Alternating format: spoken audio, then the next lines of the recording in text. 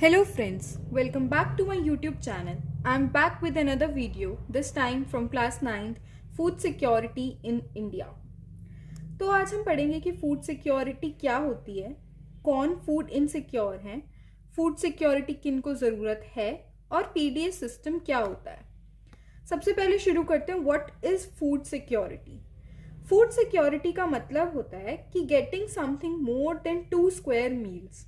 तो क्या सिर्फ 2 टाइम के खाने से ज़्यादा खाना मिलना ही फूड सिक्योरिटी है? नो, इसकी भी फर्दर डायमेंशंस होती हैं। जैसे डाटा का मतलब, अवेलेबिलिटी ऑफ फूड का मतलब क्या है कि जो हमारे पास खाना है वो with in the country produce हो रहा है। एक्सेसिबिलिटी का मतलब हर एक बंदे की रीच में वो खाना है। अफोर्डेबिलिटी का मतलब हर एक बंदे के पास उतने पैसे हैं कि वो खाना खरीद सकता है of adequate quality and enough amount. तो हम कह सकते हैं कि एक कंट्री में फूड सिक्योरिटी कब इंश्योर होएगी, जब हर बंदे के पास इनफ फूड पहुंच पा रहा है, हर बंदे के पास इतने पैसे हैं कि वो खाना खरीद सकता है और कोई भी बैरियर नहीं है उसको खाने तक पहुंचने के लिए। So everybody has money to buy the food, there is no barrier and the food is produced within the country, जिससे कि वो फूड तक पहुंच पा रहा है, ले पा रहा है और उसको अच्छे से खा पा रहा है। Then we have why food security. Food security की हमें ज़रूरत क्यों पड़ती है? Let us divide the population into 2 groups, that is the poorest section and the above poverty line people. जो पुअरेस्ट लोग हैं वो तो हम मान के चलते हैं कि चलो ठीक है, उनको फूड सिक्योरिटी की ज़रूरत पड़ती होगी, बट जो अबव पॉवर्टी लाइन पीपल हैं उनको क्यों ज़रूरत पड़ती है? बिकॉज कई बार क्या होता है कि नेचुरल कैलेमिटी की वजह से हम लोगों की जो क्रॉप फेलियर है वो हो जाता है। क्रॉप फेलियर के होने से क्या होता है, फेमाइन्स आती हैं। अब हमारा क्वेश्चन ये उठता है कि फूड सिक्योरिटी कैसे एक कैलेमिटी अफेक्ट कर सकती है, मतलब एक कैलेमिटी कैसे फूड सिक्योरिटी को अफेक्ट कर सकती है। तो हम लोगों को ये भी पता है कि नेचुरल कैलेमिटी जब होती है तो फूड ग्रेन्स की जो प्रोडक्शन है वो कम होने लग जाती है, और अगर फूड ग्रेन्स प्रोड्यूस ही कम होंगे तो उनकी शॉर्टेज हो जाएगी। जब शॉर्टेज होगी तो उनके प्राइसेस भी राइज कर जाएंगे। जब प्राइसेस राइज करेंगे तो लोग उनको इजीली खरीद ही नहीं पाएंगे। जब लोग नहीं खरीद पाएंगे तो वो लोग भूखे रहेंगे और there will be a situation of starvation. Starvation की वजह से फेमाइन्स आएंगी।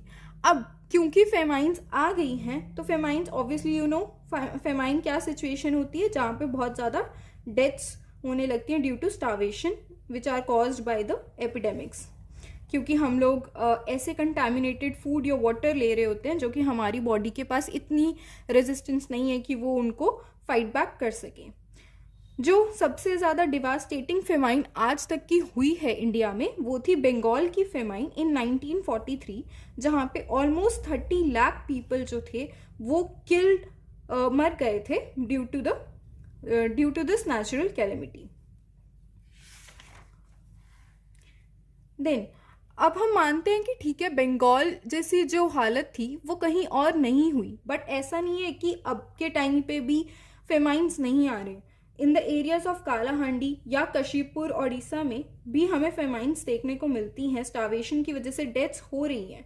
इवन आप लोग देखते हो Baran district of Rajasthan, Palamu district of Jharkhand और बहुत सारे और रिमोट एरियाज में भी हम लोगों को ये देखने को मिला है कि फेमाइन्स आती हैं स्टार्वेशन की वजह से।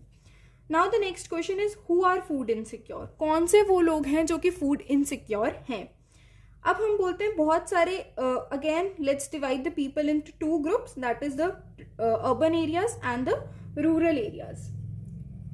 अर्बन एंड रूरल पॉपुलेशन में हमने इनको डिवाइड कर दिया। अब जो रूरल एरियाज हैं उसमें मोस्टली कौन से लोग अफेक्टेड होंगे जिनको फूड सिक्योरिटी की ज़रूरत होगी? वही लोग जिनके पास लैंड भी नहीं है प्रॉपर, जो कि डेली बेग करके खा रहे हैं, या फिर डेली वर्कर्स हैं, कैजुअल लेबरर्स हैं जिनकी इतनी सैलरीज नहीं है कि उनको रोज प्रॉपर सफिशिएंट फूड मिल सके। तो उन लोगों को फूड सिक्योरिटी की ज़रूरत होगी। And in the urban areas वो लोग जो कि एक इल पेड ऑक्यूपेशन में काम कर रहे हैं, जैसे कैजुअल लेबरर्स हैं जिनको उतनी सैलरीज नहीं मिल पा रही, या जो सीजनल एक्टिविटीज़ में काम कर रहे हैं बिकॉज उनकी वेजेस कम हैं, तो उनको भी फूड सिक्योरिटी की ज़रूरत है। Now this can be further also divided into the groups की हम सोशल कॉम्पोजिशन के बेसिस पे भी ये समझ सकते हैं कि फूड इनसिक्योरिटी किन किन लोगों को होती है। जैसे सोशल कॉम्पोजिशन है, हम लोग कहते हैं कि जो SCs, STs and the other sections of OBCs हैं, वो भी जिनके पास पुअर हैं, जो कि जिनके पास लैंड नहीं है, उन लोगों को फूड सिक्योरिटी की ज़रूरत है। या फिर वो लोग जो नेचुरल डिजास्टर्स से जिनके ऊपर बहुत असर पड़ा है और जिनके पास काम नहीं है, दे टेंड टू माइग्रेट, वो इधर उधर जाना शुरू कर देते हैं काम के लिए, और काम के साथ साथ उनको फिर फूड भी चाहिए। सो दे आर फूड इनसिक्योर। उनको प्रॉपर फूड दिलवाने के लिए भी हमें फूड सिक्योरिटी की ज़रूरत होती है। ऑल्सो द वुमेन जो कि वुमेन्स जो कि प्रेग्नेंट हैं या फिर जो बच्चे अंडर द एज ऑफ 5 हैं, उनको माल न्यूट्रिशन की प्रॉब्लम बहुत होती है। सो उन लोगों को भी फूड सिक्योरिटी की ज़रूरत होती है। अब अगर हम बात करें कि कौन से एरियाज में मेनली जो हैं जिनको फूड इनसिक्योर हैं, वो most of the areas are Jharkhand और द वेस्ट बंगाल, छत्तीसगढ़। ये एरियाज रिमोट एरियाज या ट्राइबल एरियाज जितने भी हैं, वहाँ पे सबसे ज़्यादा फूड इनसिक्योरिटी पाई जाती है और वहाँ पे सबसे ज़्यादा ज़रूरत है। Then the next one is hunger. Hunger एक और एस्पेक्ट है जो कि फूड इनसिक्योरिटी को बताता है। हंगर सिर्फ और सिर्फ एक चीज़ नहीं है, बल्कि it is a wide topic. जैसे कि हंगर को हम 2 पार्ट्स में डिवाइड कर सकते हैं। It can be chronic and it can be seasonal. Chronic hunger तब होती है जब हमारे पास जो हम डाइट ले रहे हैं दैट इज़ इनएडिक्वेट, वो चाहे क्वांटिटी की टर्म्स में हो या क्वालिटी की टर्म्स में हो। जो पुअर लोग होते हैं वो क्रॉनिक हंगर से सफ़र करते हैं क्योंकि उनकी इनकम कम होती है, तो वो कम खाना खरीद पाते हैं और उनके सर्वाइवल में फिर प्रॉब्लम होती है। Then there is seasonal hunger. Seasonal hunger जो है वो इसलिए होती है क्योंकि जो क्रॉप्स हैं वो they are not being grown every season, right. Their cycles of food growing and harvesting की साइकिल आफ्टर साइकिल ही ग्रो होती है, नॉट ऑल द 12 मंथ्स की आप क्रॉप ग्रो कर रहे हो। तो ये मोस्टली रूरल एरियाज में होता है क्योंकि सीजनल नेचर है, तो इनकम भी आपकी जो है वो सिर्फ सीजनल ही होगी। तो कैजुअल लेबरर्स जो सिर्फ सीजन में ही काम कर रहे हैं, उनके पास इतनी इनकम नहीं होती। अब कंस्ट्रक्शन वर्कर्स हैं, वो सिर्फ काम करते हैं उन्हीं सीजन्स में जब उनके पास काम होगा। जैसे रेनी सीजन है, उनमें वो काम नहीं कर रहे होंगे, so they don't have that income for that period. तो इसलिए उनको भी स्टार्वेशन की प्रॉब्लम या फूड इनसिक्योरिटी की प्रॉब्लम फेस करनी पड़ती है। Then we have the percentage of seasonal और क्रॉनिक हंगर जो है वो अब कम होने लगी है इंडिया में, क्योंकि इंडिया जो है इंडिपेंडेंस के बाद से सेल्फ सफिशिएंसी की तरफ जाने लगा है। मतलब खुद हम लोग ऐसे फैक्टर्स लेके आ रहे हैं, ऐसी चीज़ें लेके आ रहे हैं जिससे कि हम लोग फूड ग्रेन्स जो हैं वो प्रॉपरली प्रोड्यूस करा पाएँ और उनको अच्छे से एक लेवल पे सेट कर सकें, जिसकी वजह से green revolution also came mostly in the fields of wheat and rice, जो कि तब प्राइम मिनिस्टर थी हमारी इंदिरा गांधी, जिन्होंने तब बहुत ज़्यादा she has made many efforts, जैसे कि वीट रेवोल्यूशन जो था वो जुलाई 1968 में हुआ। बहुत सारे चेंजेस आए और हाईएस्ट रेट ग्रोथ का मध्य प्रदेश और उत्तर प्रदेश में था 2015-16 में, और ऐसे ही चेंजेस होने लगे 2016 एंड 17 में भी। Now the next is food security in India. अब ग्रीन रेवोल्यूशन जब से आया उसके बाद से कंट्री में फेमाइंस की कंडीशन नहीं आई है, या इतनी डिटोरिएट नहीं हुई है कंडीशंस, और इंडिया जो है वो सेल्फ सस्टेन्ड होने लगा है फॉर द पास्ट 30 ईयर्स। अब हमने कहा कि इस सिस्टम में जो गवर्नमेंट का सिस्टम है फूड सिक्योरिटी का, उसमें 2 पार्ट्स हैं, 2 कंपोनेंट्स हैं, buffer stock and public distribution system. Buffer stock क्या कहते हैं, बफर स्टॉक क्या चीज़ है, अब हम वो पढ़ेंगे। बफर स्टॉक का मतलब है कि गवर्नमेंट जो है वो क्या करती है, जहाँ पे भी फूड ग्रेन्स जिस भी स्टेट में सरप्लस में प्रोड्यूस करते हैं फार्मर्स, उनसे वो परचेज कर लेती है एट एन अमाउंट जो कि वो पहले ही सेट कर चुके होते हैं जब क्रॉप्स सो होती हैं। मतलब जब क्रॉप सो होंगी तभी आप फार्मर्स से एक प्राइस पे क्रॉप्स लेने के लिए आप प्राइस सेट कर लोगे, सो दैट फार्मर्स को भी एक इंसेंटिव मिल सके, उनको एक तसल्ली रहे कि हमारी क्रॉप्स इतने प्राइस पे तो बिकेंगी ही बिकेंगी जब वो हार्वेस्ट करने का टाइम होगा तब। तो फार्मर्स से गवर्नमेंट जो है वो खरीद लेती है थ्रू FCI, और इसको वो स्टोर करके रख लेती है। This is known as buffer stock. अब ये क्यों होता है, गवर्नमेंट को क्या ज़रूरत है बफर स्टॉक मेंटेन करने की? गवर्नमेंट को इसलिए करती है ताकि वो डिस्ट्रीब्यूट कर सके उन एरियाज़ में जिन लोगों के पास खाना नहीं है, जो कि poor sections of the society हैं, उनको और किस प्राइस पे, जो कि मार्केट में प्राइस चल रहा है उस प्राइस से कम प्राइस पे गवर्नमेंट उनको प्राइस पे देती है, which is known as issue price. और ये हेल्प क्या करता है, इससे क्या होता है इस सारे प्रोसेस से, कि जहाँ पे भी शॉर्टेज ऑफ फूड हो गई कभी भी नेचुरल कैलेमिटी की वजह से, या पुअर सेक्शंस जिनके पास खाना नहीं पहुंच पा रहा है, उन तक खाना पहुंचाने के लिए ये हेल्पफुल होता है। Then the next is PDS. Now what is PDS? PDS क्या है? जब गवर्नमेंट जो है वो खाना डिस्ट्रीब्यूट करती है, वो डिस्ट्रीब्यूट करती है एट द राशन शॉप्स, जो कि हर एक विलेज या टाउन या लोकेलिटीज में लोकेटेड होती है, और इसको कहा जाता है पब्लिक डिस्ट्रीब्यूशन सिस्टम। हम लोग कहते हैं कि मोस्टली 5.5 लाख राशन शॉप्स जो हैं वो ओवरऑल द कंट्री ओपन है, और इनको हम लोग फेयर प्राइसेस शॉप बोलते हैं, जहाँ पे food grains, sugar, kerosene, all these things are available at a price which is lower than the market price. कोई भी फैमिली है वो एक सेट अमाउंट तक आप राशन शॉप से जाके आइटम्स खरीद सकते हो, ठीक है, और हर एक मंथ आपकी राशन शॉप पे आपको सामान जो है वो अवेलेबल होगा। 3 तरह के राशन कार्ड्स जो है वो इश्यू होते हैं। एक होता है अंत्योदया कार्ड्स, जो कि पुअरेस्ट सेक्शंस के लिए है। Then second is BPL cards, जो कि बिलो पॉवर्टी लाइन वालों के लिए होता है, और एपीएल कार्ड्स, जो कि बाकी सारे लोगों के लिए होता है। Then we have rationing in India. Rationing in India क्या कहती है? Now the rationing in India कब आई थी? राशनिंग आई थी जब बंगाल फेमाइन हुआ, तो उस टाइम पे हम लोगों को बहुत ज़्यादा शॉर्टेज हो गई थी फूड की 1940 में, और इस चीज़ को दोबारा लेके आए थे 1960s में, जब ग्रीन रेवोल्यूशन से पहले एक्यूट फूड शॉर्टेज हुई तब। अब तो उसके बाद बहुत सारे प्रोग्राम्स आ गए थे, जैसे कि पीडीएस सिस्टम आया, या फिर आईसीडी आया, जो कि है integrated child development services, and the next is food for work program भी आया। और ऐसे बहुत सारे प्रोग्राम आए जो कि एम्प्लॉयमेंट रिलेटेड थे या मिड डे मील्स रिलेटेड थे, जिनको दोबारा से रीस्ट्रक्चर भी किया गया, और कुछ को एज इट इज लेके भी आया गया, सो दैट आप और ज़्यादा अच्छे प्रोग्राम्स लेके आए जा सकें। अब हम आगे करेंगे कि करंट स्टेटस कैसा है पब्लिक डिस्ट्रीब्यूशन सिस्टम का। तो पब्लिक डिस्ट्रीब्यूशन सिस्टम एक बहुत इंपॉर्टेंट स्टेप जो गवर्नमेंट ने लिया था, कि हम हर एक को इंश्योर करेंगे कि फूड सिक्योरिटी सबके पास है, मतलब फूड सबको अवेलेबल हो पा रहा है। शुरू में गवर्नमेंट ने जो पीडीएस शुरू किया, वो कोई भी डिस्क्रिमिनेशन नहीं था कि पुअर को मिलेगा या नॉन पुअर को मिलेगा, सबको मिल रहा था। But after some years government ने ये स्कीम को दोबारा से रिवाइज किया, और उन्होंने कहा कि जिनको एक्चुअल ज़रूरत है उनको हम लोग मेन फोकस करते हैं। तो 1992 में एक और आया रिवैम्प्ड पब्लिक डिस्ट्रीब्यूशन सिस्टम, जो कि इंट्रोड्यूस किया गया 1700 ब्लॉक्स में।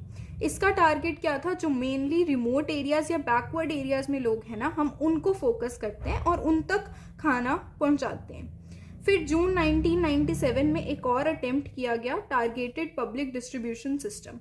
इस अटेम्प्ट को लेके आए थे ताकि जो पुअरेस्ट ऑफ द पुअर हर एक एरिया में हैं, उनको हम लोग पहले फोकस करें। ये सबसे पहली बार था कि एक डिफरेंशियल प्राइस पॉलिसी लेके आई गई थी for the poor and the non poor. उसके बाद 2000 में 2 स्पेशल स्कीम्स लेके आए, अंत्योदया अन्न योजना एंड अन्नपूर्णा स्कीम, जो कि स्पेशल टारगेट ग्रुप्स थे। तो ये जो स्कीम्स आई थी, ये मोस्टली फोकस किसको कर रही थी? पुअरेस्ट ऑफ द पुअर और सीनियर सिटीजन्स को। ये जो 2 स्कीम्स थी वो अभी भी एग्जिस्टिंग नेटवर्क ऑफ पीडीएस के साथ जुड़ी हुई हैं। अब हमें पता है कि पीडीएस जो आया, ऑब्वियसली एवरीथिंग हैज़ 2 साइड्स, उसके एडवांटेजेस भी होंगे और डिसएडवांटेजेस भी होंगे। तो पीडीएस की क्या क्या एडवांटेजेस थी? एडवांटेजेस ये थी कि पीडीएस जो सिस्टम आया वो बहुत अच्छी पॉलिसी गवर्नमेंट ने निकाली इतने टाइम में, कि एक प्राइसेस को भी आपने मेंटेन किया और फूड भी आपने कंज्यूमर्स तक पहुंचाया अफोर्डेबल प्राइसेस पे। सेकेंडली, हंगर और फेमाइन की जो कंडीशंस आने लगी थी, फूड शॉर्टेज होने लगा था, वो भी खत्म होने लगा। थर्डली, जो फार्मर्स थे उनको भी अब एक मिनिमम सपोर्ट प्राइस मिल रहा था, जिसकी वजह से वो भी फूड ग्रेन्स जो थे वो प्रोडक्शन को इंक्रीज कर पा रहे थे। उनको एक इनकम सिक्योरिटी होने लगी थी कि उनको इनकम मिलेगी। बट एज वी नो कि अगर एडवांटेजेस हैं तो डिसएडवांटेजेस भी होंगी। तो क्रिटिसिज्म भी आया। अब क्रिटिसिज्म क्यों आया? क्योंकि बहुत सारे ऐसे हमें एविडेंस मिले जिसमें ये दिखा कि हंगर जो है वो अभी भी चल रही है, कि हंगर जो है वो अभी भी हो रही है, क्योंकि ग्रेनरीज में अभी भी इतनी ज़्यादा ग्रेनरीज होने के बाद भी लोगों तक खाना प्रॉपरली पहुंच ही नहीं पा रहा था। गोडाउन्स फिल्ड अप थे, लेकिन फिर भी लोगों के पास खाना नहीं था, या रैट्स उनको खाना को खा रहे थे, तो वो खाना अनहाइजीनिक हो गया, गलत क्वालिटी का हो गया, अच्छा नहीं रहा for the consumption of the general people. Then we have the next Antyodaya Anna Yojana. ये जो थी ये दिसंबर 2000 में लॉन्च हुई थी। इस स्कीम में क्या था कि हम लोग 1 crore of the poorest among the BPL families को कवर किया गया था एज द टारगेटेड पब्लिक। इसमें कौन सी थी? 1 crore of the poorest among the BPL families. अब क्या हुआ था, जो पुअर पीपल थे उनको कैसे पहचाना जाता था? उनको हर एक को बीपीएल कार्ड इशू होता था और उनका वो कार्ड देख के हर किसी को 25 kgs of food grains provide कराए जाते थे, जिसमें 2 पर केजी वीट होता था और 3 पर केजी राइस होता था। लेकिन 2002 में अप्रैल में इसको चेंज कर दिया गया, 25 to 35 kgs की क्वांटिटी को कर दिया गया था। और फर्दर एनहांस करते हुए 50 लाख बीपीएल फैमिलीज जो थी उनको ये स्कीम से बेनिफिट प्रोवाइड करवाया जा रहा था जून 2003 तक एंड अगस्त 2004 में। लेकिन इंक्रीज के साथ साथ 2 करोड़ फैमिलीज भी थी जिनको हम लोगों ने अंत्योदय अन्न योजना के अंडर कवर किया था। Then the next topic is subsidy. Subsidy क्या है? सब्सिडी एक ऐसी पेमेंट है जो कोई गवर्नमेंट करती है प्रोड्यूसर को, क्योंकि प्रोड्यूसर ने मार्केट प्राइस से कम प्राइस पे प्रोवाइड कराया है तो उसको। और सब्सिडीज किस लिए हेल्पफुल होती हैं? कंज्यूमर प्राइस को लो करके वो अपनी इनकम भी मेंटेन करके रखते हैं डोमेस्टिक प्रोड्यूसर्स के लिए। अब क्योंकि एमएसपी अच्छे से लगा स्टेट्स में तो उसकी वजह से फूड ग्रेन की जो प्रोडक्शन थी वो भी बढ़ने लगी, स्पेशली पंजाब, हरियाणा, आंध्र प्रदेश, इन साइड्स पे बहुत ज़्यादा बढ़ी in the production of wheat and rice की फॉर्म में, जो कि मेन स्टेपल फूड थे कई जगह के। उनकी प्रोडक्शन बहुत अच्छी होने लगी। बट प्रोडक्शन तो अच्छी होगी पर वाटर की जो यूटिलाइजेशन थी वो बहुत ज़्यादा बढ़ गई, इतनी कि वो एनवायरनमेंट को भी अफेक्ट करने लगा और सस्टेनेबिलिटी के ऊपर भी क्वेश्चन उठने लगे। अब पीडीएस में प्रॉब्लम क्या आ रही थी? पीडीएस में प्रॉब्लम ये थी कि बहुत सारी माल प्रैक्टिसेस होने लगी। कैसे कि जो फूड ग्रेन्स की क्वालिटी थी वो बहुत ज़्यादा ख़राब मिलने लगी राशन शॉप्स के ऊपर। क्या होने लगा कि बहुत सारा अनसोल्ड स्टॉक बचने लगा राशन शॉप्स के ऊपर, क्योंकि वो क्वालिटी ग्रेन्स नहीं होती थी, वो बहुत पुअर क्वालिटी ग्रेन्स थी। ये बहुत बड़ी प्रॉब्लम बनती जा रही थी। ये जो राशन शॉप्स थी इनके पास इतना ज़्यादा सामान होता था जो कि एफसीआई ने लिया है और उनके पास अच्छा खासा स्टॉक बच जाता था। लेकिन कुछ सालों में जो है वो पीडीएस का जो फैक्टर था वो कम होने लगा। क्यों? क्योंकि जो पहले जो थे वो पुअर, नॉन पुअर, हर एक को एक फिक्स्ड कोटे में सामान मिलता था और जो पहले राशन कार्ड्स होते थे वो अब आपको देखने को नहीं मिलते हैं। बहुत सारी फैमिलीज जो हैं जो फिक्स्ड कोटे में सामान लेती। कोऑपरेटिव्स का क्या रोल रहा फूड सिक्योरिटी में? तो कोऑपरेटिव्स ने एक बहुत इंपॉर्टेंट रोल प्ले किया, specially in the southern and the western parts of the country. कैसे कि कोऑपरेटिव्स ने बहुत सारी शॉप्स ओपन करी जिसमें कि पुअर पीपल के लिए आप लेस प्राइस पे फूड को सेल करते थे। फॉर एग्जाम्पल तमिलनाडु में जितनी भी फेयर प्राइसेस शॉप हैं उनसे अराउंड 94% जो शॉप्स हैं वो कोऑपरेटिव्स रन कर रहे हैं। Then another example of Delhi is the Mother Dairy. Mother Dairy भी अपने प्रोडक्ट्स को प्रोवाइड करवा रहा है to the consumers. Then Amul is also a success story from Gujarat. Then even it managed to have white revolution in the country. फिर उसके बाद महाराष्ट्र आया। महाराष्ट्र ने academy of development science open करी जिसमें कि एनजीओ को एक वो लेके चलते हैं जिसमें कि फूड ग्रेन्स जो हैं वो बैंक्स में डिफरेंट रीजन्स में प्रोवाइड करवाते हैं और ट्रेनिंग भी प्रोवाइड कराते हैं and capacity building program. That's all in this chapter. Thank you for watching. Please do like, share and subscribe to my YouTube channel. Thank you.